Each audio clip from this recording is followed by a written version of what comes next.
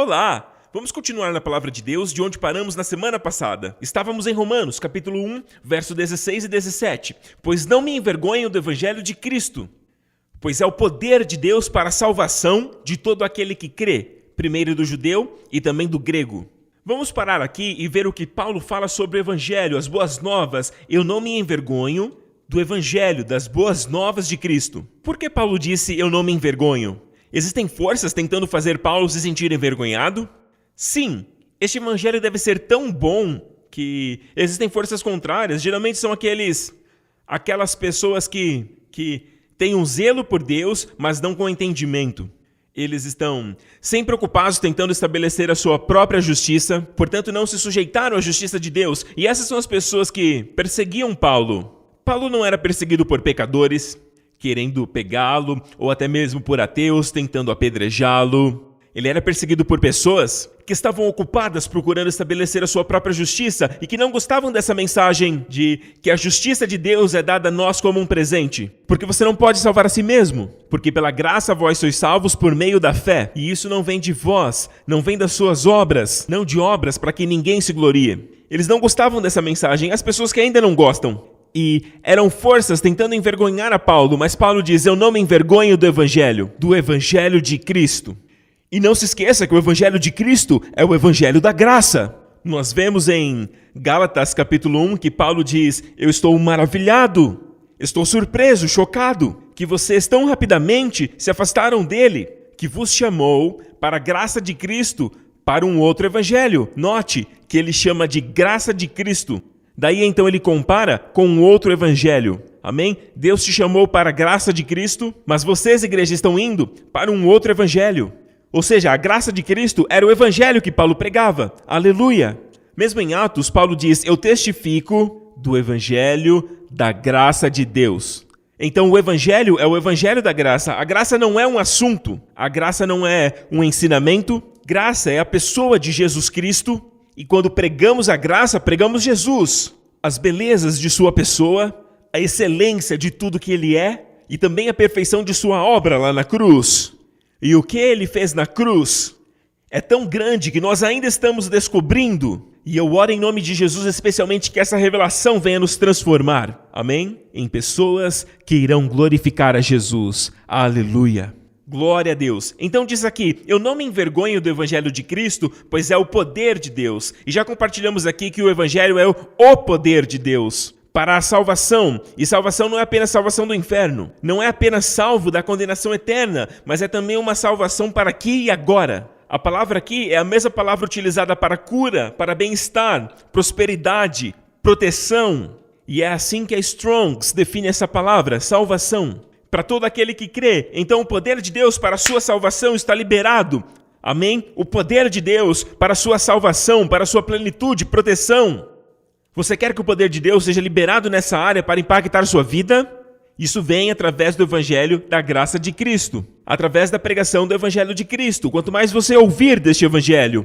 Agora, quando eu digo Evangelho de Cristo, tem pessoas pensando, eu acredito no Evangelho, eu creio que estou salvo. Bem, muitas vezes nós ouvimos o Evangelho, mas esquecemos como o ouvimos. Qual foi a parte que nos converteu? E geralmente associamos com o perdão dos nossos pecados. Mas se continuarmos lendo, o texto vai dizer que neste evangelho, nele, a justiça de Deus é revelada, de fé em fé, como está escrito, o justo viverá pela fé. Ou na ideia que o justo viverá pela fé, segundo a tradução revisada, que diz que aquele que pela fé foi justificado, este viverá. E esse é o cerne do evangelho. Então perceba que Paulo não disse que neste evangelho, a vida pecaminosa dos homens é revelada. É claro que está implícito. Os homens precisam de um Salvador. Se pregamos o Evangelho porque o homem está perdido no pecado. Está implícito. Mas o Evangelho não é a revelação do pecado do homem. O Evangelho é a revelação do dom da justiça que Deus deixa disponível a todos os homens. Por causa do que Cristo fez lá na cruz. Aleluia! Aleluia! Sabe, eu acredito que este é um dos maiores desafios que temos. As pessoas sentem que, precisa de mais pregação sobre o pecado na igreja. Mais pregações sobre o pecado, ainda que a Bíblia diga que se todos os sacrifícios do Velho Testamento funcionassem, nós, os adoradores de hoje, não teríamos mais nenhuma consciência de pecado. É assim que Paulo coloca. Em Hebreus 10, verso 1, ele diz: a lei constitui apenas uma sombra, um vislumbre das coisas boas por vir, mas não as coisas boas em si mesmas. Os sacrifícios são repetidos todos os anos, ano após ano, mas nunca puderam purificar inteiramente aqueles que vêm adorar. Porque de outra forma, teriam deixado de se oferecer, porque purificados uma vez, os ministrantes nunca mais teriam consciência do pecado. Eu vou repetir, preste atenção. Nunca mais teriam consciência alguma de pecado. Em grego a palavra hapax, purificado. Uma vez. Você não deveria ter mais consciência do pecado. Então essa ideia de consciência do pecado é como se fosse um emblema da santidade da igreja. Sabe, quanto mais consciente do seu pecado você estiver, mais fácil de se libertar. Se tiver bastante consciência do pecado, mais fácil de você se libertar. Nada poderia estar mais errado. Na verdade, pelo fato de você estar consciente dos seus pecados, mais verá a realidade da sua natureza caída e terá mais convicção que não consegue sair deles, por você mesmo. Isso vem por meio do Evangelho de Jesus Cristo, vem ao aceitar o presente da justificação. E você verá que onde abundou o pecado, superabundou a graça. Aleluia! Obrigado, Jesus. Amém. Então, no Evangelho está a revelação da sua justiça. Se você olhar para 2 Coríntios 5, verso 21, ele diz assim: porque Deus fez de Jesus pecado por nós, aquele que não conheceu o pecado, para que nós pudéssemos ser feitos justiça de Deus nele. Você reparou que o verbo fazer aparece duas vezes aqui? O primeiro é Deus fez Jesus pecado por nós, e o outro é que pudéssemos ser feitos justiça de Deus nele. Então os dois aqui são o verbo fazer, mas você sabia que em grego são duas palavras diferentes? E é muito interessante, porque na primeira vez, e é por isso que na versão King James traduz assim: ele o fez pecado por nós, para que pudéssemos nos tornar a justiça de Deus nele. Mas essas duas palavras do verbo fazer, na verdade são diferentes no grego. No primeiro, Deus fez Jesus ser pecado por nós. A palavra aí é a palavra poio. Poio. Poio significa moldar, especialmente uma obra de arte. Amém? Formar carrega a ideia de criar algo admirável, mas no contexto que vemos aqui, Deus fez Jesus pecado por nós. Parece até o contrário, mas na verdade, isso demanda grande, sabe, é como se fosse uma obra de arte.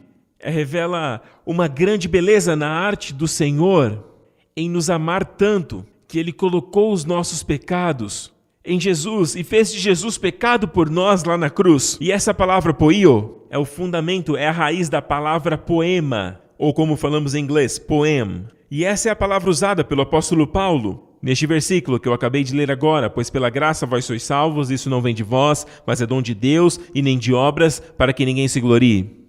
E ele prossegue dizendo: porque somos feitura sua, criados em Cristo Jesus para as boas obras, as quais Deus preparou para que andássemos nelas. Então Deus preparou boas obras para que nós andemos por elas. E essas boas obras, as minhas boas obras e as suas boas obras podem ser diferentes. Mas Deus tem algo preparado para cada um de nós e que devemos andar sobre elas. Mas olha esse versículo aqui: nós somos feitura sua. A palavra grega aqui é a palavra poema, de poio, uma obra de arte, um poema. Amém? Eu e você somos obras de arte. Glória a Deus. Nós somos poemas vivos, poemas que têm fôlego de vida, declarando as belezas e as excelências de nosso Senhor Jesus Cristo por onde quer que vamos. Amém? Amém? Estamos proclamando a glória de Deus por meio de nossa vida, portanto somos sua obra. Não somos nossa própria criação. Não somos a nossa própria obra. Então pare de tentar melhorar a si mesmo nos seus próprios esforços. Amém? Olhe para o Senhor.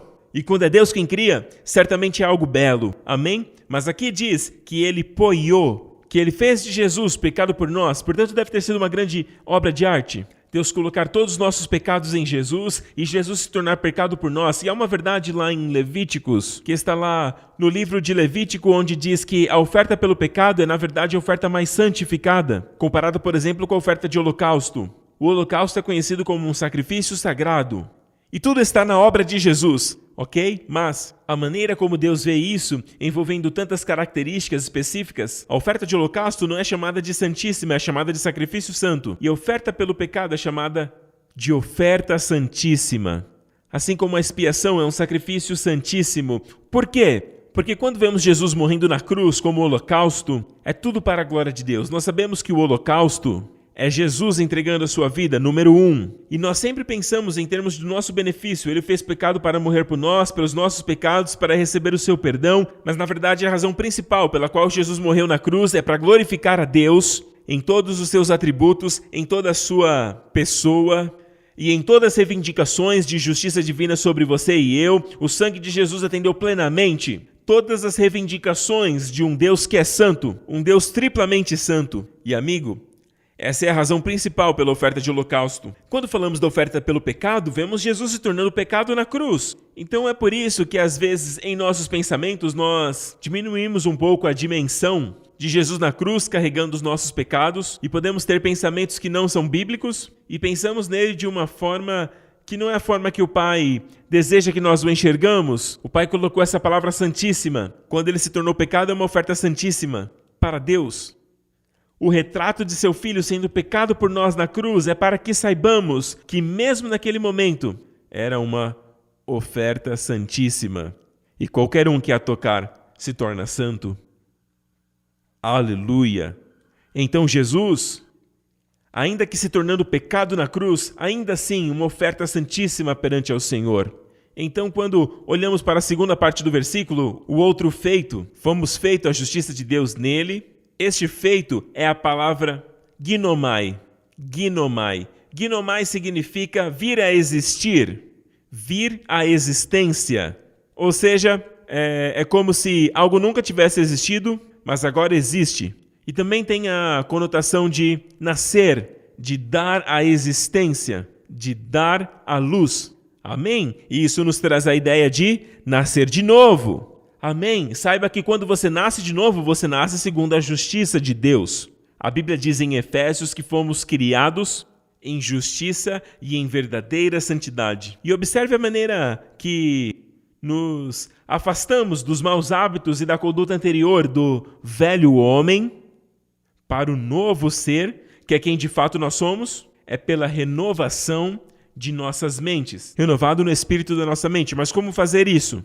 Através de focar no novo homem. É assim que você afasta sua conduta anterior de tudo do velho homem, os hábitos de pecado, os seus caminhos destrutivos. Nós colocamos tudo de lado ao nos concentrarmos no fato que hoje, eu e você, a nossa mente deve focar nisso, porque a transição é feita quando focamos no fato que hoje somos criados em retidão e verdadeira santidade. Aleluia! Então na cruz, Deus fez pecado por nós.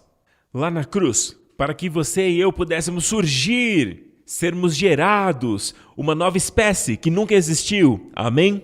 Nascendo uma nova criação, gerada em justiça e verdadeira santidade. Você se tornou a justiça de Deus em Cristo. E todo o inferno estremece que no dia que você conhece, não apenas intelectualmente, amém? Mas em seu coração, que você se tornou a justiça de Deus em Cristo. E mesmo quando você se sinta não merecedor, mesmo quando você falha, mesmo que esteja distante de Deus, se você realmente nasceu de novo, você ainda é a justiça de Deus em Cristo. Você só precisa se livrar desses pecados, você precisa sair desse lugar, porque isso não é quem você é. Você é a justiça de Deus em Cristo. Amém? Louvado seja o nome de Jesus. E isso alegra minha alma, em pregar a justiça de Deus, porque há tantas pessoas lá fora, como nos tempos do apóstolo Paulo, ele mesmo diz que o povo da sua época, os judeus da época, que eles eram ignorantes da justiça de Deus e sempre procurando estabelecer a sua própria justiça. Você percebe isso? E quantas pessoas hoje dizem, é importante ensinar a justiça de Deus e tudo bem, mas não podemos esquecer de estabelecer a nossa própria justiça, falar sobre o pecado. Não, amigo, não é possível ter os dois. É como água e óleo, elas não se misturam. Ou você recebe a justiça que vem de Deus, que é um presente, ou você vai procurar estabelecer a sua própria justiça. Qual é a sua escolha? Uma é uma espiral descendente de depressão, de fracasso, de escuridão. O outro traz alegria, paz, os frutos do Espírito. Literalmente, quanto mais você está consciente disso, mais você recebe. Glória a Deus. A Bíblia diz, eles sendo ignorantes, da justiça de Deus, do dom que vem dela. Agora, por que eles eram ignorantes? Porque era algo que nunca existia antes, mas veio a existir quando Jesus morreu na cruz. Quando Deus fez de Jesus ser pecado por nós, e então nos tornamos a justiça de Deus em Cristo. Aleluia! Amém? E Deus quer que tenhamos essa consciência. Isso vai te deixar soberbo? Presunçoso, se sentindo o mais santão de todos? Não, não, não. A outra atitude vai estabelecer essa própria justiça. Sabe, no momento que você sentir que fez algumas coisas certas, isso sim que vai te fazer produzir esse sentimento de ser mais santo de todos. Não o dom da justiça. Quando você recebe um presente, você se sente humilde. Você fica com ações de graças. A palavra ação de graças é a palavra cariz, que também é a palavra para graça. Amém? Então, quando você recebe a graça, aleluia, você fica cheio de gratidão. Amém? Você dá graças a Deus, aleluia. Porque você sabe que não é obra sua. Você só pode se orgulhar quando conquista algo por si mesmo. Você alcança esse nível moral e alguém te elogia por isso. Ah, bem, amigo, você se sente muito bem. Você olha para o outro, você acha que ele é imoral. Então, se você se comparar horizontalmente, você sempre vai se achar melhor do que alguém. Ok? Mas se compare com a justiça de Deus, e todos falharemos, com o padrão de Deus. E é por isso que Deus deu a lei. Não para que os homens fossem justificados por ela, mas Ele deu a lei para que a ofensa abundasse. Agora isso pode ser chocante para você, e eu vou repetir. Deus não entregou a lei para que o homem a cumprisse. Deus entregou a lei para que a ofensa abundasse, para que vissem a sua natureza. Quanto mais eles tentam guardá-la, mais falham. E não é por causa da lei, por causa de quem ele é. Mas a natureza pecaminosa precisa da lei para meio que elevar o seu ego e dizer, eu dou conta disso, eu consigo fazer isso. Quanto mais tentar fazer isso, mais verá que a sua natureza só pode produzir corrupção, só pode produzir degradação moral. Temos um versículo aqui que o apóstolo Paulo compartilha. Deixa eu só terminar esse versículo. Porque eles não conhecem a justiça de Deus e procuram estabelecer sua própria justiça, mas não se submeteram à justiça de Deus. Então você vê, não dá para fazer as duas coisas. Ou você recebe a justiça de Deus, isso significa que você se submete a ela, ou vai estabelecer a sua própria justiça. Mas se você fizer isso, você não pode se submeter à justiça de Deus. Ok? Então está muito claro, não há dois caminhos para isso. Agora vamos para Romanos capítulo 5. No versículo 19 diz, porque como por causa da desobediência de um homem, muitos foram feitos pecadores, assim também pela obediência de um homem, muitos serão feitos justos. Então se eu te perguntasse, por que você é justo hoje? É por causa da sua obediência? Não. Mas é por causa da obediência de um homem. Quem é este homem? Jesus. E a Bíblia fala sobre essa batalha, em 2 Coríntios, que devemos levar nossos pensamentos à obediência de Cristo. Sempre foque no fato que a obediência dele que te torna justo, é a obra dele que te justificou. Aleluia! E essa obediência aqui refere-se a ele obedecer ao Pai, ao morrer naquela cruz. Amém? Esta obediência me tornou justo, porque uma vez lá atrás foi a desobediência de Adão que fez de mim um pecador. Muito claro, pela desobediência de um homem, muitos se tornaram pecadores. Eu sei que tem muita gente assistindo hoje. Provavelmente você nunca ouviu esse evangelho antes, você ouviu que precisa obedecer, você precisa viver a sua vida de forma que Deus se agrade, e aí quando você morrer, Ele vai te trazer para o céu. Mas isso não é evangelho. O evangelho é, na verdade, este. É que o fato de você ser pecador, sabe por que você é um pecador? Porque Adão pecou, o primeiro homem pecou, e o pecado vem passando no sangue dos homens desde lá. Você nasceu pecador. Aí você diz, isso não é justo, eu não tenho nada a ver, mas se você parar para pensar nisso, se seu avô tivesse morrido aos 3 anos de idade, você não estaria aqui hoje, não estaria dizendo que é injusto, é só um fato da vida. Porém, da mesma maneira, Deus enviou o seu filho para ser o segundo Adão, amém? O primeiro homem de uma geração, assim como o primeiro Adão foi o primeiro homem de uma geração, Deus enviou o segundo Adão. Jesus é conhecido como o segundo Adão, e quando ele morreu naquela cruz, a obediência dele me tornou justo. Ouça atentamente. Às vezes, eu e você ainda falhamos, não obedecemos a Deus como deveríamos. Mas sabe de uma coisa? A nossa obediência não nos torna justos. Da mesma forma, a desobediência não nos torna injustos. É a obediência dele que me torna justo. Deus colocou isso fora da equação. Porque o homem poderia se gloriar de suas ações e esforços, então Deus tirou da equação. E ele colocou isso numa esfera onde isso não pode ser tocado nem pelo diabo. Aleluia! A menos que o diabo consiga remover Jesus hoje do trono, só assim eu e você seríamos injustos. Então, de maneira nenhuma, Deus colocou de uma forma que Jesus se assentou no trono porque a sua obra é de uma vez por todas. Ele ofereceu um sacrifício pelos pecados para sempre. Em Hebreus 10 nos fala isso. Um sacrifício pelo pecado para sempre, diferente dos sacerdotes, ministrando diariamente, oferecendo repetidamente. Ministrando diariamente, oferecendo repetidamente, daí vem Jesus. E o versículo diz que este homem ofereceu um único sacrifício, não repetidamente. Um sacrifício, ele mesmo na cruz. Amém? E ao invés de ministrar diariamente como sacerdotes, ele se assentou. De uma vez por todas, aleluia, porque a sua obra é suficiente.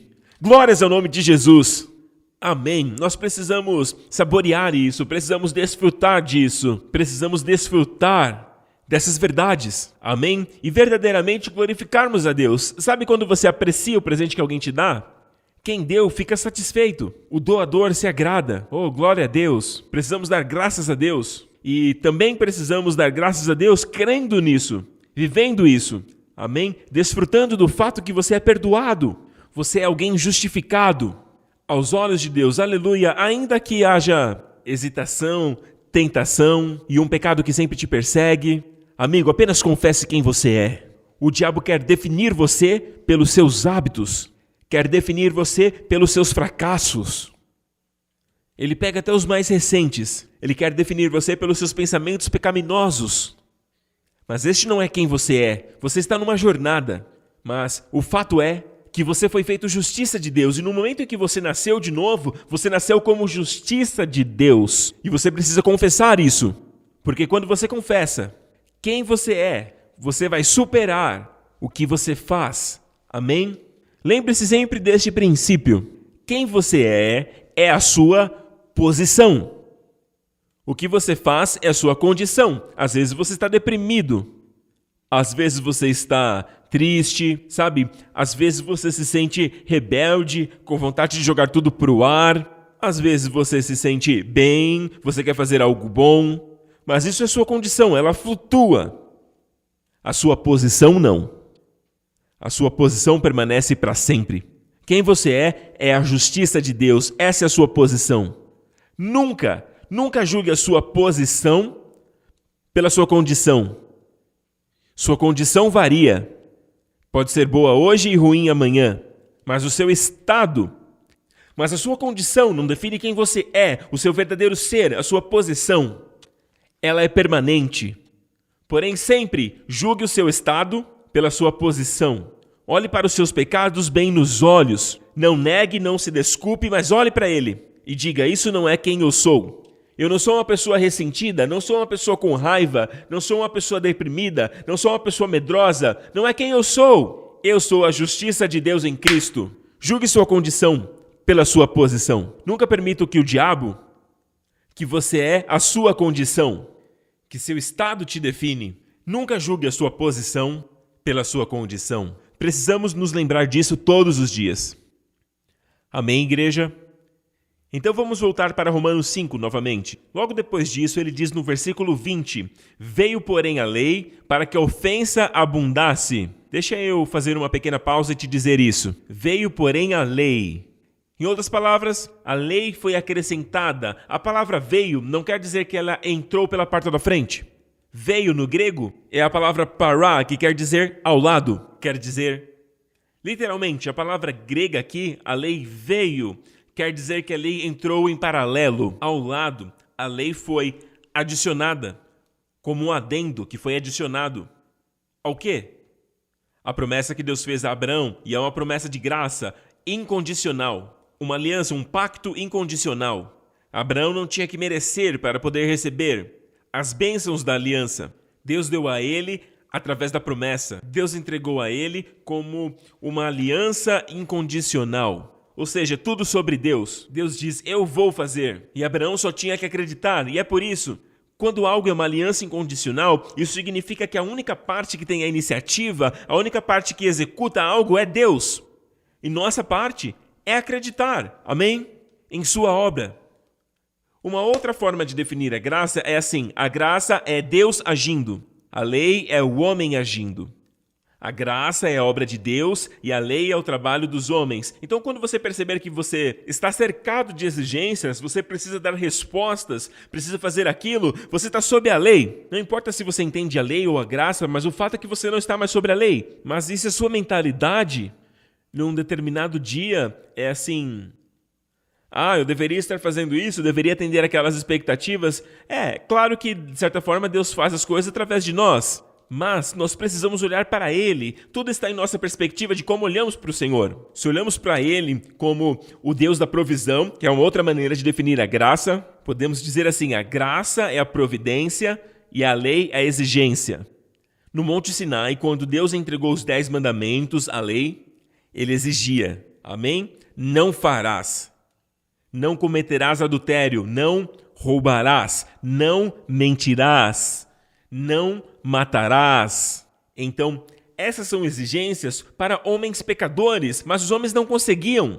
Eles até tentavam guardar os mandamentos, mas internamente eles ainda pecavam, como Jesus falou. Mas então por que a lei foi dada a eles? Então, repetindo, a graça é providência, a lei é exigência. Então por que a lei foi dada? O texto diz: veio, porém, a lei para que a ofensa abundasse. Uau! Você não ouve essa pregação na maioria dos seminários. Eles costumam passar por esse texto bem rapidinho. Sabe, porque muitos de nós, se essa verdade for pregada, muitos podem não compreender totalmente e temos medo de pregar porque podemos ser mal compreendidos, mal interpretados, porque nós mesmos não entendemos essa verdade. A lei veio para que a ofensa, o pecado abundasse. Mas, aleluia, onde abundou o pecado, superabundou a graça. Portanto, nós vemos onde o pecado pleonazou, onde o pecado abundou. A palavra aí, pecado abundou, não é a mesma para a graça superabundou. É uma palavra diferente. Novamente, duas palavras gregas distintas. Onde abundou o pecado é a palavra pleonazô, que significa algo que você pode quantificar. O real significado é aumentou, onde o pecado aumentou, onde o pecado aumentou. Agora veja isso, a outra palavra para abundou, a graça superabundou. A palavra aqui é rupa parrúcio. Parrúcio já quer dizer transbordante. Parrúcio é encher a sua xícara até que a xícara fique cheia, transbordando. Transbordar já é o que significa parúcio. Parúcio é mais que aumentar. Um aumento dá para quantificar. Parúcio não dá para quantificar. É semelhante às estrelas do céu. Ninguém pode contá-las. Exceto Deus. Deus conhece cada estrela pelo seu nome. É algo como a areia no deserto, sabe? Ninguém pode contá-las. Pensa em coisas que são incontáveis. É para coisas assim que a palavra parúcio é utilizada. Ela carrega a ideia de algo que é transbordante. Mas aí temos a palavra rupa, que em grego foi adicionada à palavra parúcio. Rupa, parúcio. Agora, ruper é de onde obtemos a palavra que vem do inglês hiper. Ou seja, é algo que já está transbordando. Parúcio é transbordar, mas ruper é algo adicionado acima.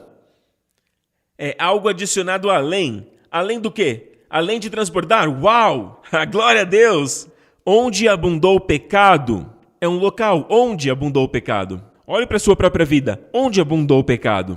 Quais são as áreas que você tem mais dificuldades? Ok?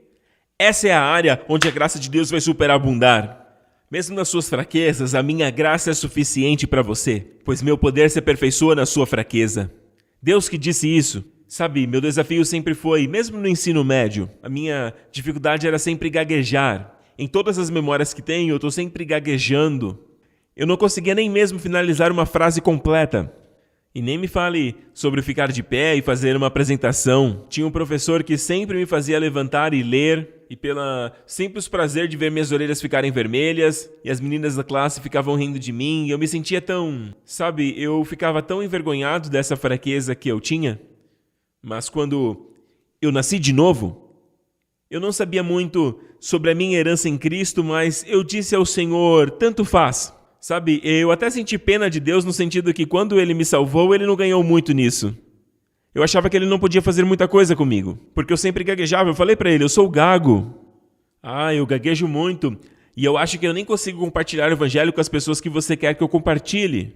E eu nunca sonhei que estaria num púlpito para compartilhar a palavra dele um dia. Mas nem mesmo compartilhar com um amigo eu achava que eu podia. E eu disse ao Senhor, tudo bem, Senhor, não importa. Vou servi-lo de outras formas, mas de toda forma, Senhor, eu te entrego toda a minha vida, inclusive a minha gagueira, inclusive as minhas fraquezas. E a própria área onde estava a minha fraqueza, a definição de pecado é inadequação. Exatamente a área que eu era inadequado. E foi nessa área que a graça de Deus superabundou. E amigo, às vezes ela transborda, de forma que eu quero falar, mas não se preocupe. Eu tenho aqui, bem na minha frente, um relógio, um timer para eu te liberar. Mas o que eu quero te dizer é que a graça é tão transbordante que muitas vezes você se sente como uma outra pessoa. Você de fato nasceu como um novo ser, através do maravilhoso Espírito Santo. E às vezes eu me sinto desse jeito. Eu entendo esse versículo. Mas se você pregar assim, as pessoas vão dizer, então você está dizendo que onde abundou o pecado, superabundou a graça, então devemos pecar? Esse é um raciocínio lógico, certo? É de fato uma conclusão lógica, mas é lógica. Vem da mente humana, não é divino. Não é a lógica divina, não é a lógica dos céus. Veja esse versículo. É neste versículo, é por causa desse versículo, tem muita história aqui. Onde abundou o pecado, superabundou a graça. Eu preciso fazer uma pausa aqui para te dizer isso. Veja as histórias da Bíblia. Davi tinha muitos filhos, mais de 10 filhos, mas de todos eles, quem foi que Deus escolheu? Deus escolheu aquele de Batseba, Salomão, para ser o rei. Veja aqui de todas as mulheres, todas as esposas que ele teve, de todos os filhos que Davi teve, mais de 10, qual foi aquele que Deus escolheu? Aquele que veio de Batseba. E quem é Batseba? Aquela mulher com quem Davi cometeu adultério. É óbvio que eu não estou dizendo cometa adultério e a graça vai superabundar. Nem o apóstolo Paulo disse isso, mas o que ele diz? Que onde há pecado, e o pecado abundou, onde, fala local, a graça superabundou, olhando para o Senhor. Em vez de ficar abatido e olhando para o pecado, dizendo esse pecado me desqualifica, e não há esperança no nosso futuro. Nós olhamos para o Senhor, e é isso que Davi fez. Apesar de ter pecado contra Deus, ele olhou para o Senhor e sabe de uma coisa? Daquela mulher, de todas as mulheres, de todos os filhos, Deus escolheu Salomão para ser o rei. Amém? Qual foi entre aqueles 12 discípulos que negou conhecer Jesus? Quem foi que com palavrões e maldições negou conhecer o Senhor? Pedro. Pedro 3 vezes ele negou conhecer o Senhor. E a mesma boca que negou o Senhor, alguns dias depois, porque ele se voltou ao Senhor. Amém? Deus usou a mesma boca que o negou em questão de dias. Deus usou a mesma boca para proclamar o Evangelho de Jesus Cristo no dia de Pentecostes. Aleluia! E isso está registrado no livro de Atos, o seu sermão inteiro. E a Bíblia diz que 3.000 pessoas foram salvas. Aleluia! Essa é a boca da graça. Amém, igreja? Amém? Quando o Senhor desceu no Monte Sinai, 3.000 pessoas morreram. Agora a graça está sendo proclamada. Onde? No Monte Sião. Quando a graça foi proclamada no dia de Pentecostes, quando o Espírito foi dado, não a lei, o Espírito desceu. O que aconteceu? 3.000 pessoas salvas. A letra mata, mas o Espírito vivifica. Aleluia! Então, ao invés de olhar as suas fraquezas como um ponto negativo na sua vida e desejar nunca ter tido essa fraqueza ou se sentir deprimido por suas fraquezas ou pelos pecados, hábitos pecaminosos, você tem um hábito de pecado que você parece não conseguir vencer. Você já se alegrou na graça superabundante que cobra toda essa situação? Por causa desta fraqueza, você tem algo que mais ninguém tem. Essa superabundante graça nessa área. E se você receber essa graça, o seu testemunho será tão grande que glorificará o nome de Jesus. Amém. E as pessoas vão dizer, será que aquela mesma garota que tinha tantos medos, ela foi tão ousada hoje, quando compartilhava o Evangelho? Você tem certeza que é o mesmo rapaz que estava viciado em drogas? Temos tantos testemunhos aqui de pessoas viciadas, envolvidas com drogas. Eu compartilhei alguns deles nas semanas anteriores e tudo mais. E se você for para o josephprince.com, na seção de testemunhos, temos todos lá. Tantas pessoas presas a vícios e pecados, especialmente pornografia, e que hoje estão limpos, aleluia, estão santificados e não têm nem mesmo o desejo. E esse é o testemunho que queremos ouvir, porque a verdadeira libertação não é querer algo e não fazer, mas é nem mesmo desejar fazer aquilo. Aleluia! Glórias a Deus! Portanto, é muito fácil para as pessoas tirar conclusões precipitadas e falar que você está incentivando a pecar, de forma que a graça possa abundar. E exatamente essa é a acusação de Paulo, que faziam contra Paulo, em Romanos 6. E perceba que Romanos 6 vem logo depois do que lemos agora. Onde abundou o pecado, superabundou a graça, em Romanos 5.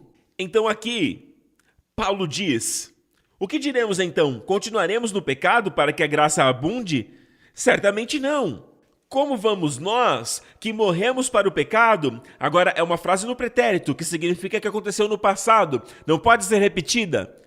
Como nós que morremos para o pecado, ainda viveremos nele? Agora, a maioria das pessoas, quando citam esse versículo, continuaremos no pecado para que a graça abunde, elas dizem, não façam isso. Não façam, como se isso estivesse em seu poder. Não fazer mais isso. Mas não é isso que a palavra diz. Não. A Bíblia diz que é uma impossibilidade. Como nós podemos? Como podemos nós, que morremos para o pecado, viver mais tempo nele? Ou seja, você pode até cometê-lo, mas não pode viver nele. Amém? Você pode às vezes cair, mas não viver nele. Para começar, eu creio que as pessoas que vivem no pecado não nasceram de novo. Viver nele significa um estilo de vida contínuo, prolongado no pecado. Viver praticando aquilo. Aí é necessário nascer de novo. Amém? Ele diz, como nós que morremos para o pecado, vivermos mais tempo nele. Agora, por que será que o apóstolo Paulo está respondendo isso? Devemos continuar no pecado e tudo mais? Porque é essa a acusação que fizeram contra ele. Creio que foi o Dr. Martin Lloyd-Jones, muitos anos atrás, o famoso pastor de Westminster, compartilhou isso. Sabe, ele disse assim, por que as pessoas estavam acusando Paulo de pregar pequemos mais para que a graça possa abundar? Que Paulo respondeu, continuaremos no pecado para que a graça abunde? É isso que eu estou ensinando? Não, certamente não. E ele disse, por que as pessoas acusavam Paulo disso e não nos acusam hoje em dia? E ele disse assim, eu respondo para vocês, não estamos pregando a mesma graça, o evangelho da graça, que Paulo pregava. Se estivéssemos pregando o mesmo evangelho de graça que Paulo pregava, teríamos as mesmas acusações. Aleluia! Uma outra acusação que foi levantada contra o apóstolo Paulo encontra-se aqui em Romanos 3. Nas próprias palavras de Paulo, ele diz, e por que não dizemos, façamos o mal para que venha o bem? Como somos blasfemados por alguns, dizendo que dizemos isso. A condenação dessas pessoas é justa. Então Paulo está dizendo, as pessoas estão nos caluniando. Eles nos acusam de dizer, façamos o mal para que venha o bem. Existem pessoas nos blasfemando, nos acusando de dizer, façamos o mal para que venha o bem. E é bem provável pelo fato dele dizer, onde abundou o pecado, superabundou a graça. E ele falava tanto ao ponto das pessoas dizerem, vamos fazer o mal para que o bem venha daí, para que a graça venha. Não é isso que Paulo estava dizendo e não é isso que eu estou dizendo. Mas onde há um mal, há uma superabundância de graça pronta para ser recebida naquela área. Aleluia! E porque o diabo bagunçou você nessa área, quando a restituição vier, será de 120%. Glória a Deus! Com base na oferta de expiação. E por isso essa é a falha principal. E de fato Paulo não pegou leve com as pessoas que falavam esse tipo de coisa sobre ele. Ele diz, eles fazem denúncias caluniosas e a condenação deles é justa. Paulo os condenou, a condenação deles é justa, o que significa que Paulo não mediu palavras. Ou seja, algo ruim acontece com essas pessoas, porque esse tipo de coisa atrapalha o evangelho. Você verá que muitas outras coisas acontecem com as pessoas que tentam impedir o evangelho. Existem até mesmo pessoas que vivem em pecado e você não vê coisas ruins acontecendo com elas. Por favor, igreja, estou apenas sendo sincero aqui. Há pessoas vivendo em pecado e nós queremos que eles se voltem para Deus, queremos ver uma transformação nelas. Mas sabe, eu já vi pessoas que parece nada de ruim acontecem com elas e a gente chega até desejar que algo ruim aconteça para se voltarem para Deus, mas não acontece. Mas aí nós vemos, às vezes, crentes que parecem viver tudo certinho, mas então se voltam contra o Evangelho da Graça e você vê coisas ruins acontecendo. E creio que é isso que Paulo quer dizer quando diz a sua condenação é justa. Certa vez Paulo estava pregando para um homem importante e a Bíblia nos diz que havia um feiticeiro ali. Aquele feiticeiro tentou impedir Paulo de pregar para aquela pessoa importante da cidade. E Paulo estava pregando para ele, e ele estava aberto a receber o evangelho de Jesus Cristo, enquanto esse cara ficava interrompendo e tentou impedir Paulo de pregar. Veja, ele estava tentando impedir o evangelho de ser pregado. Sabe o que Paulo disse? A mão do Senhor está contra você e ficará cego por um tempo. E este é o apóstolo da graça. Observe que os julgamentos são severos para as pessoas que vêm contra o evangelho da graça. Observe que Paulo, por exemplo, na mesma igreja mais carnal que tinha, e creio que a igreja mais carnal no Novo Testamento é a igreja de Corinto. Todo tipo de coisa está acontecendo lá, todo tipo de orgias, pessoas procurando as prostitutas do templo, pessoas ficando bêbadas durante a ceia do Senhor, irmãos processando irmãos nos tribunais. Todo tipo de carnalidade está acontecendo naquela igreja. Mas Paulo diz assim, no capítulo 1, ele os cumprimenta dizendo: a todos os santos, Deus é fiel. Ele nos chamou para a comunhão de seu Filho. Vocês não estão carentes de nada. Ele os declara, ele afirma que ainda são santos. Aleluia! Apesar de tudo que está acontecendo, depois ele começa a corrigi-los. E mesma maneira que ele corrige, é cheia de graça. Não, vocês não devem. Porque vossos corpos são templo do Espírito Santo. Ele explica para eles. Talvez não saibam, mas estou explicando. E se já sabe, vocês precisam entender melhor. Ter uma consciência de quem vocês são. Vocês são o templo do Senhor. Aleluia! Então aqui nós vemos Paulo conscientizando-os, lembrando-os que eles não eram carentes de nada. Porém, em Gálatas, qual era o crime? Qual era o pecado de Gálatas? Eles estavam se afastando do evangelho da graça para tentar guardar a lei, ou estavam tentando adicionar a lei ao evangelho da graça.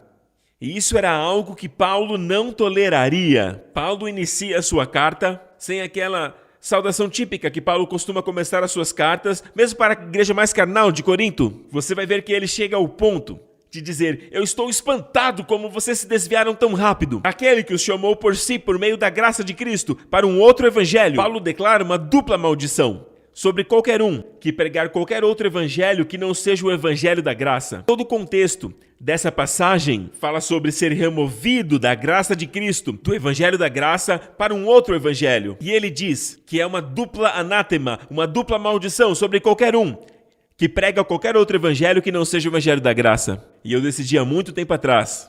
Amém? Minha mãe não criou nenhum bobo, não. Eu é que não vou cair nessa dupla maldição, especialmente num pregador. A dupla maldição é específica para o pregador que prega qualquer outro evangelho que não é o evangelho da graça. Eu quero pregar o evangelho da graça, o mesmo evangelho que Paulo pregava, porque é a única esperança para esse mundo totalmente perdido. Neste mundo que agora vemos todos os tipos de moralidade, na medida que mergulham em trevas mais profundas, mesmo assim, quando vemos todos esses pecados explícitos e tudo mais, nós vamos contra eles. Mas a verdadeira resposta para tudo isso é o evangelho de Jesus Cristo. Vamos pregar o evangelho de Jesus Cristo, igreja. E o evangelho dá conta do assunto. Amém. Amém, amém, amém. Então, se eu pregar o evangelho da graça, serei duplamente abençoado. Aleluia, ao invés de duplamente amaldiçoado. Amém? Então a Bíblia diz: onde abundou o pecado, pleonazou, a graça hiperpericiou. Então sim, eu acredito em hipergraça, porque a Bíblia diz que a graça hiper abundou. Amém? Isso é hipergraça. Louvado seja o Senhor Jesus. Obrigado, Jesus. Estamos tão mais conscientes do lado escuro do que da glória de Deus, tão mais conscientes do mal do que do bem, tão mais conscientes dos pecados do que da justiça, mais consciente do diabo do que de Jesus. E sua confiança nessas áreas é revelada em sua pregação, em seu enfoque, em sua ênfase. Amém? Então vamos em frente. Eu quero compartilhar um testemunho. Sabe, eu digo várias vezes que o mundo precisa do evangelho de Jesus Cristo. Deixe-me compartilhar isso de um irmão do Texas. E como tantos outros, ele diz: minha história começa comigo crescendo numa igreja. No entanto, nunca tive um relacionamento verdadeiramente íntimo com Jesus. E no meu terceiro ano do ensino médio, comecei a ficar cada vez mais envolvido com as meninas, bebendo e indo para balada. Naquela época eu tinha completamente abandonado a igreja. Quando fiz 21, comecei a frequentar bares 5 a 6 vezes por semana, passando de relacionamento em relacionamento, sempre me envolvendo em brigas.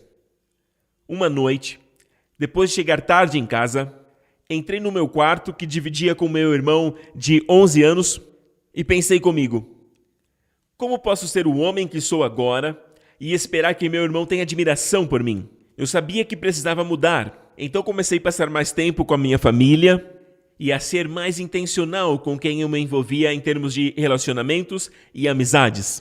Por volta dessa época, tinha acabado de conhecer o pastor Joseph Prince, enquanto ainda tentava colocar na minha cabeça a mensagem da graça. Enquanto esperava que meus amigos me pegassem para sair à noite, me peguei assistindo aos sermões do pastor Prince no meu celular. Eu simplesmente não conseguia me afastar do pequeno sussurro silencioso que estava chamando por mim. Meu coração clamava pelo único amor que satisfaz: Jesus. Poucos meses depois, fui apresentado ao livro do pastor Prince, Destinado a Reinar. Enquanto lia, comecei a ver o pastor Prince revelando a simplicidade do Evangelho da Graça, de uma forma que eu nunca tinha experimentado. Ele me mostrou a beleza de Jesus e a perfeição de sua obra consumada de uma forma que fez com que o meu coração derretesse novamente por meu Salvador. Eu ficava acordado até as 2 da manhã lendo e saindo com pessoas que pensavam como eu, em vez de voltar para casa de uma longa noite de festas. Comecei a perceber uma transformação acontecendo no meu coração, que acabou levando a uma transformação na minha vida. E eu descobri que o pastor Prince tem uma igreja plantada aqui no Texas. Então eu decidi passar um domingo da ressurreição na Igreja da Revolução da Graça.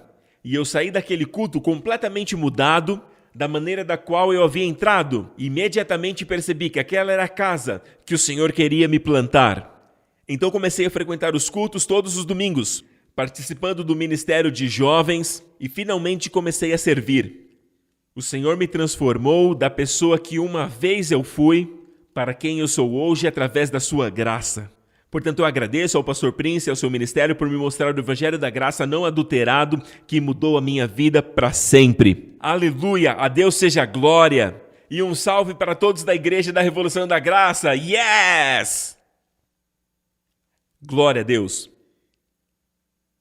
Então aqui temos uma falha fundamental na teologia, porque pensamos que Jesus veio apenas para cancelar todas as coisas que Adão havia feito e então completar aquilo que Adão falhou em fazer. Deixa eu repetir. Nós achamos que Jesus apenas veio, que Deus enviou Jesus apenas para cancelar tudo aquilo que Adão fez, todos os pecados e tudo que Adão fez, ao invés de acrescentar um quinto a mais. Nós nem falamos disso.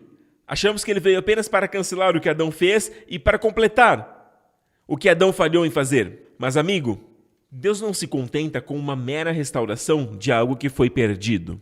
Se Deus foi roubado, nós vemos esse princípio em Levítico 5.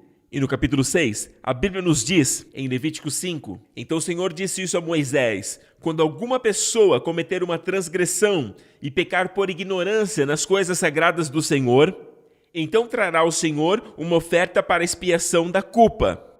E a pessoa pagará uma indenização referente ao delito religioso que cometeu, com um acréscimo de 1/5 do valor, e entregá-lo ao sacerdote. Estes são pecados contra as coisas sagradas do Senhor. Agora vejamos pecados contra os homens. Na verdade é a mesma coisa, é apenas uma outra categoria de oferta pela culpa. Então falou o Senhor a Moisés, dizendo que quando uma pessoa peca e age infielmente contra o Senhor e negar ao seu próximo o que ele deu em guarda, ou o que deixou na sua mão, ou roubo, ou que reteve violentamente ao seu próximo, ou que achou o perdido e o negar com falso juramento, ou fizer alguma outra coisa, como todas as coisas que o homem costuma pecar, como você pode ver, são pecados contra o próximo. Será, pois, que como pecou e tornou-se culpado, restituirá o que roubou ou o que reteve violentamente? Observe no versículo 5. tudo aquilo sobre que jurou falsamente e o restituirá no seu todo. E ainda sobre isso acrescentará o quinto, aquele de quem é, e o dará no dia de sua expiação. Acrescentará o quinto, aquele de quem é. Ok? Portanto, é muito claro que aquela pessoa que fez mal ao seu próximo, ele deve trazer um carneiro, ele deve trazer uma oferta pela culpa, uma imagem de Jesus. Então ele tem uma restituição, tem que fazer reparações, reparar, amém? Realizar uma restauração sobre o valor total, o preço total, o valor total, ou exatamente aquilo que ele roubou, e um quinto a mais, ou seja, 20%. 20%, um quinto é 20% a mais. Agora, tudo aqui fala sobre oferta de expiação, oferta da culpa. Essas duas categorias, pecado contra o Senhor e pecado contra os homens. Tudo tem a ver com a expiação, oferta da culpa, a natureza da oferta da culpa. Sabemos quem é a oferta da culpa? Da minha e da sua culpa. Nosso Senhor Jesus Cristo, na cruz, ele se tornou nossa oferta pela culpa. Na verdade, Isaías nos diz sobre isso. Na famosa passagem sobre a obra de Jesus na cruz, diz: fazia parte do plano do Senhor esmagá-lo e causar-lhe dor. Em outra versão diz, fazendo-o enfermar. Quando, porém, a sua alma, note isso, quando a sua alma for entregue como oferta pela culpa. Portanto, essa é uma oferta pela culpa, porque a palavra utilizada é Hasham, que é culpa, expiação. A palavra oferta pela culpa, expiação é Hasham. Então, essa palavra é usada por Isaías, Hasham. Então, Jesus, a sua alma se tornou oferta pela culpa, por você e por mim. E, amigo, não se esqueça que se Jesus se tornou oferta pela culpa, então Jesus se torna o responsável. Ele se responsabiliza, amém? Em restaurar a Deus tudo que roubamos de Deus. E então restaurar a nós tudo que tínhamos pecado e perdido em nossos pecados contra uma outra pessoa. É Ele quem irá restituir, não apenas o preço total, mas 120%. Deus organizou toda essa oferta pela culpa de tal forma que seu Filho fosse glorificado. Sabemos que Jesus é a nossa expiação e também que é Ele que restaura a todos nós por causa do Salmo 69. Na verdade, o Salmo 69 é o segundo salmo mais citado no Novo Testamento. De fato, de todos os salmos, este é um dos salmos mais citados, ele é o segundo. Um salmo muito citado também é o Salmo 22. O Salmo 22 é o número 1 em citações. O Salmo 22 é citado no Novo Testamento inúmeras vezes. E o Salmo 69 também é um salmo muito citado no Novo Testamento. Na verdade, eu contei que existem 6 citações desse salmo no Novo Testamento. Apenas do Salmo 69. Então aqui diz no versículo 4, aqueles que me odeiam sem causa são mais do que os cabelos da minha cabeça. Observe essa frase, aqueles que me odeiam sem causa. Jesus disse dele mesmo. Jesus disse numa noite no cenáculo, está em João 15, ele diz assim, mas isso aconteceu para que a palavra se cumprisse, que está escrita em sua lei. Eles me odiaram sem culpa. Então é Jesus falando sobre si mesmo. Ele se referiu a este salmo, falando dele mesmo. Agora voltando ao Salmo 69. Vamos direto para a última linha. Então eu restituirei, eu, Senhor, restituirei aquilo que eu não furtei. Eu restaurarei aquilo que eu não tirei. Então o Senhor se tornou oferta pela culpa e ele restituiu aquilo que ele não furtou. Ele fez a restituição daquilo que ele não tinha levado ou roubado. Ele fez uma reparação de um erro que ele não cometeu. Então o Senhor Jesus tomou o lugar de perpetrador, o infrator, aquele que fez o que era mal, e este tem que pagar não só o preço total, o valor total, mas 1/5 disso, significa 20%. Então ele tem que trazer 120%. Então, amigo, nós roubamos a Deus. Nós roubamos a Deus em sua glória, em obediência, em adoração, em seu amor, porque nós fomos criados para adorar a Deus, para o adorá-lo, para amá-lo, amém? Para sermos seu povo, e nós o privamos desse prazer, nós o roubamos no que era devido a ele. Mas mesmo tendo nós roubado a Deus, Jesus veio e morreu na cruz, e porque ele é a nossa oferta pela culpa, amém? Jesus restaurou no seu lugar toda obediência, toda adoração, toda reverência, todo o temor, todo o amor, tudo o que nós roubamos dele. Amar ao Senhor de todo o seu coração e a sua alma. É como se Deus tivesse dado para você uma nota 10. E tudo bem que foi Jesus quem fez, mas Deus creditou tudo a você. Deus deu todo o benefício a você, como se você tivesse feito. Você entende o princípio aqui? Então entenda as duas categorias de expiação. Um é para o Senhor e o outro é contra os homens. E Jesus restaurou ambos a Deus. Então, na verdade, podemos dizer que Deus saiu ganhando por meio do que Jesus fez. Se você pensar nisso, sabe, a teologia básica diz: Jesus simplesmente cancelou o que Adão fez, removeu todos os pecados que Adão trouxe, e então completou a obra que Adão falhou em fazer. Não, é mais do que isso. Deus não ficaria satisfeito com uma mera restituição daquilo que foi roubado. Deus deseja uma bênção maior aos homens. Mesmo naquilo que ele foi roubado, Deus está dizendo: não é só isso que eu quero muito além disso, muito além disso. E é claro, uma glória superior para ele.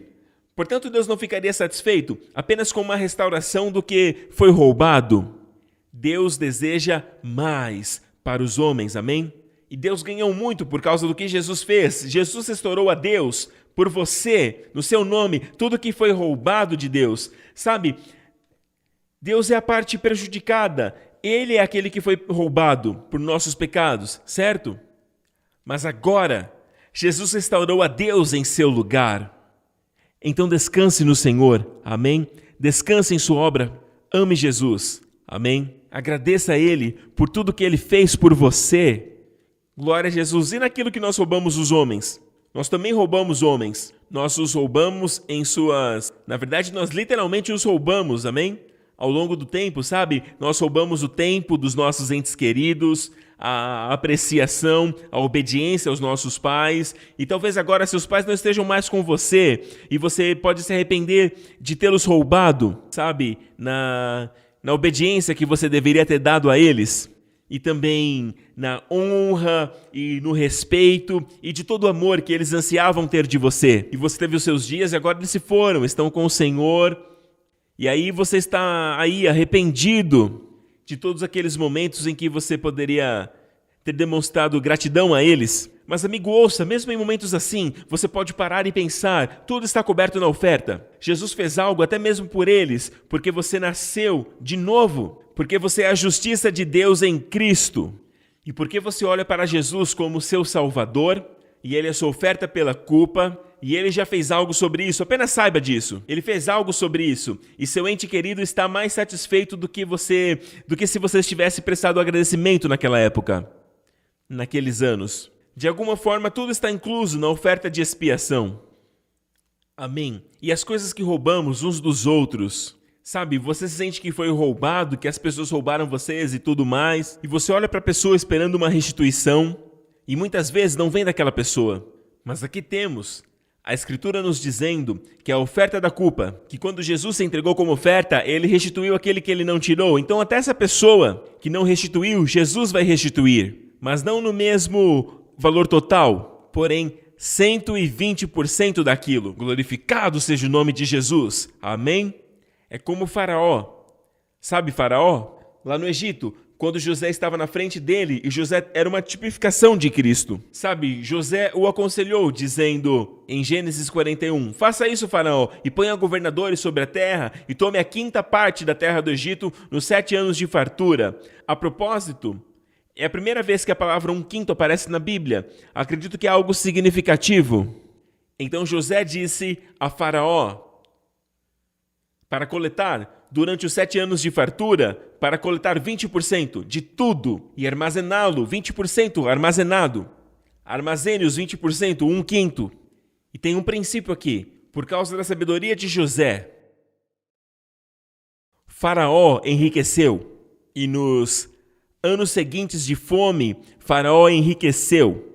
Na verdade, foi por causa da fome que ele ficou rico. Ele ganhou muito na sabedoria de José. Amém? É uma imagem de Jesus, mesmo durante essa pandemia.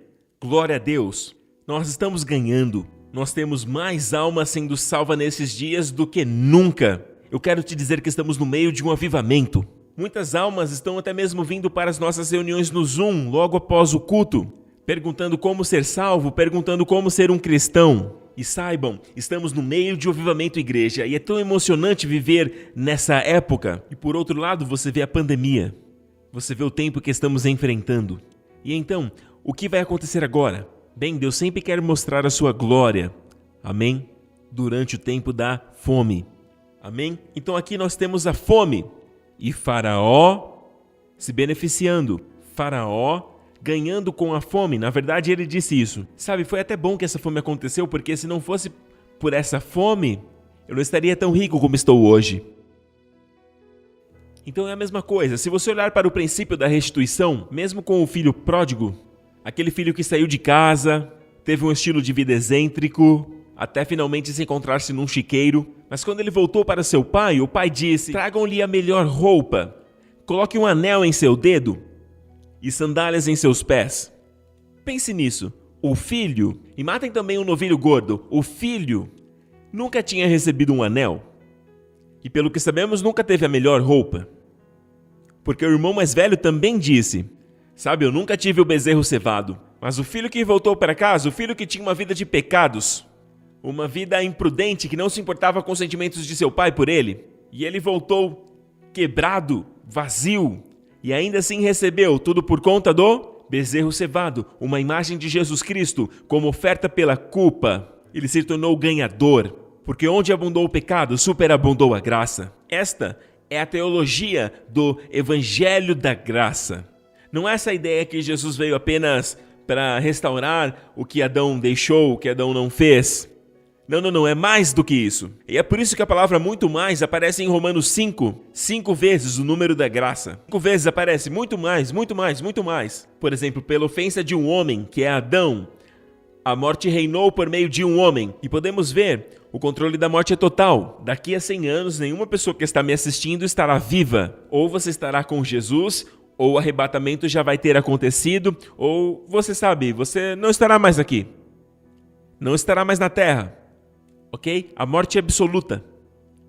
Ainda assim, Jesus venceu a morte. Glória a Deus. Porque se pela ofensa de um homem a morte reinou por esse, Adão, muito mais, aleluia, muito mais os que recebem a abundância da graça e o dom da justiça reinarão em vida por um, a saber, Jesus Cristo. Amém? Se você recebe a abundância da graça, e sabe de uma coisa? Não é um pouco de graça. Sabe, pastor, eu já ouvi sobre a graça, pastor. Sabe, eu até falo sobre a graça um pouquinho, eu entendo um pouquinho, pastor. Não, amigo, precisamos ter abundância de graça, para que as pessoas recebam a abundância da graça. Amém? Aqueles que recebem a abundância da graça e o presente, não é uma recompensa por algo que você fez, é o presente da justiça. O que vai acontecer? Eles vão reinar em vida através de Jesus Cristo. E eu oro para que isso defina você. Amém? Deste dia em diante, em nome de Jesus. Glória a Deus, aleluia. Eu quero orar por aqueles de vocês que nunca receberam Jesus como seu Senhor e Salvador, mas vocês sentem que Deus está te chamando agora para colocar a sua confiança na verdade. A Bíblia diz que a verdade o libertará. Aleluia. Conhecereis a verdade e a verdade vos libertará. Louvado seja o nome de Jesus. Você ouviu a verdade, meu amigo? E agora prepare-se para a sua liberdade. Se for você, deseja colocar a sua confiança em Cristo e você acredita que Cristo morreu em seu lugar e Ele tomou os seus pecados sobre si, se for você, então faça essa oração comigo agora, amém? Diga isso de todo o coração. Diga: Pai Celestial, eu confesso que Jesus Cristo é meu Senhor. Eu acredito que Cristo morreu na cruz por todos os meus pecados. Ele foi condenado para que eu fosse justificado. Ele foi rejeitado para que eu pudesse ser para sempre aceito. Pai, eu te agradeço por ter ressuscitado a Cristo dos mortos quando o Senhor me declarou justo. Obrigado, Deus Pai. Agora eu sou justiça de Deus em Cristo. Em nome de Jesus. Amém. Se você orou assim, meu amigo, agora você é um filho de Deus. Amém? Se você orou de coração, você agora foi movido do reino das trevas para o reino da sua maravilhosa luz. Do poder do diabo para o poder de Deus. Você é agora uma nova criação em Cristo. Você nasceu de novo, literalmente, sendo justiça de Deus em Cristo. Seja muito bem-vindo à família de Deus. Louvado seja o nome de Jesus. Agora quero orar por aqueles que podem estar sofrendo desafios em seu corpo agora e você tem alguns diagnósticos que os médicos lhe deram e agora você está preocupado com essa área na sua vida. Mas amigo, ouça, tudo está incluído na cruz. Por conta do diabo te atacar nessa área, por conta desta fraqueza no seu corpo também, essa área, quando a graça tocá-la, ela vai superabundar como um benefício. Em outras palavras, você terá uma saúde melhor. Creia em Deus para isso, pois está no princípio da oferta pela culpa. Glória a Deus. Fique de pé se puder. Em nome do Senhor Jesus Cristo, ordena ao espírito de enfermidade que afeta essa área do seu corpo agora, que te solte agora e saia em nome do Senhor Jesus Cristo. Agora eu declaro cura em nome de Jesus sobre o seu corpo, desde o alto da cabeça até a planta dos seus pés. Pai, libera agora, Senhor, o poder de cura, a virtude curadora de Jesus Cristo. Amém, do topo de suas cabeças até a sola de seus pés, efetuando cura, operando cura, plenitude em cada parte que foi afetada ou doente. Agora restaura 120% de saúde na vida dessas pessoas, em vida abundante no seu corpo, em nome do Senhor Jesus Cristo. Rapidamente, aqueles que estão com problemas nas articulações e nas costas, bem no meio das suas costas aqui, apenas mova-se do jeito que quando você se movia você sentia dor, e faça agora mesmo e veja o que o Senhor fez. Problemas nas articulações, nos seus joelhos, nos seus cotovelos, nos seus pulsos, seu pescoço, apenas mova essas áreas agora e veja o que o Senhor fez. Glória a Deus, obrigado Jesus, obrigado. Alguém com um problema na cintura, sabe, é uma dor que vem e volta, e agora mesmo você sentiu. E às vezes você sente quando fica sentado por muito tempo, e é como uma dor que surge, e agora mesmo você sente um calor nessa área, e Deus te curou deste problema. Obrigado, Deus Pai, no nome maravilhoso de Jesus. Obrigado, Senhor Jesus. Eu vejo uma criança que está com febre, uma criança está doente, eu vejo a mãe realmente preocupada com o filho, ela está passando a esponja na cabeça do seu filho, e agora mesmo o poder de Deus foi liberado na criança. A criança está bem, você pode tocá-la, ela está curada em nome de Jesus. Glória a Jesus, glória a Jesus. Na verdade, você estava orando agora e Deus ouviu a sua oração, Ele tocou no seu filho, mãe. Obrigado, Senhor Jesus. Obrigado, Senhor Jesus. No nome de Jesus eu te agradeço, Pai, por operar essa cura. Aleluia. Louvado seja o nome de Jesus. Eu vejo alguém com uma visão turva. Você foi diagnosticado com uma doença nos seus olhos e Deus está curando os seus olhos agora, porque você está percebendo seus olhos clareando neste momento. Você percebe que não está mais embaçado. É como se as coisas ficassem vivas diante de você. E está tudo bem claro, e Deus te curou. Louve o nome de Jesus. Obrigado, Senhor Jesus. Amém, amém. Vamos lá, faça o que você não podia fazer antes. Se não podia mexer as costas, mexa agora. Se eram seus dedos, mova os seus dedos agora e veja o que Deus fez, veja o que Ele operou em você. E quando tiver a confirmação médica, nos mande o relatório, porque queremos nos alegrar com você e seu testemunho pode ser um ímpeto que gera fé em outras pessoas para acreditarem no Senhor, para receber a sua cura também. Em nome de Jesus, fique de pé. Que nessa próxima semana, vamos crer que Deus abrirá portas de seu favor para nós. Algo especial acontecerá essa semana. Eu apenas sinto que vai acontecer algo essa semana. E eu simplesmente não posso fazer uma oração normal. Algo vai acontecer e você saberá. É algo favorável, algo muito bom, fora do normal. E por favor, nos informe sobre isso. Glória a Deus. Levante suas mãos com as suas famílias. E que nessa próxima semana o Senhor te abençoe com as bênçãos de Abraão, com as bênçãos de Deuteronômio 28. E que o Senhor te abençoe e proteja você e a sua família ao longo dessa semana do vírus do Covid-19. E de todas as doenças e enfermidades, de todos os perigos e ameaças, e de todo o poder das trevas, em nome do Senhor Jesus Cristo.